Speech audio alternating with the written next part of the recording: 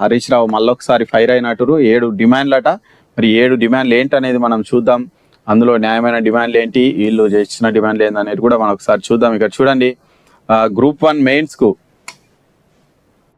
1:50 కాకుండా 1:100లో అభ్యర్థులను అనుమతించాలి అన్నారు. ఇది చాలా మందికి చాలా రోజుల నుంచి చాలా మంది డిమాండ్ చేస్తున్నటువంటి ఇష్యూ. ఇది ఖచ్చితంగా అమలు చేయాలి. దీంతో పాటు గ్రూప్ 2కు 2000 ఉద్యోగాలు, గ్రూప్ 3కి 3000 ఉద్యోగాలు అదనంగా కలపాలని డిమాండ్ చేసిరట. ఓకే.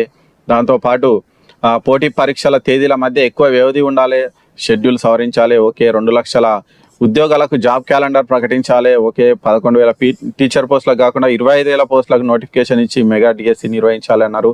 మరి మీరేం చేసిరప్పుడు? మీ సారు మీ బామ్మర్ది కమ్ము ఆయన అంటాడు కదా, గాడిద పండ్లు దోబిరా, గుడిగాడిద పండ్లు దోబిరా అని. మరి మీరు ఏం చేసిరు? 10 ఏళ్ళు ఉండి ఎందుకు మెగా డిఎస్సి చేయలేదని నిరుద్యోగులు ప్రశ్నిస్తున్నారు. మరి దానికి కూడా హరీష్ రావు గారు ఖచ్చితంగా ఆన్సర్ చెప్పాల్సిన అవసరం ఉంది. ఇక మేము ప్రతిపక్షంలో ఉన్నామని అడ్డగోలుగా మీరు అది చేయండి ఇది చేయండి అని చెప్తారు. సరే, మీరు డిమాండ్ చేయడం తప్పని కాదు, కానీ మీరు ఏం చేసిరు? గుడ్డిగాడిద పండ్లు దోమినరా ఇన్ని రోజులు అనేది ఖచ్చితంగా మీరు కూడా ఆన్సర్ చేయాల్సినటువంటి అవసరం అయితే ఉంది. ఇక 4,000 నిరుద్యోగ భృతి చెల్లించాలి.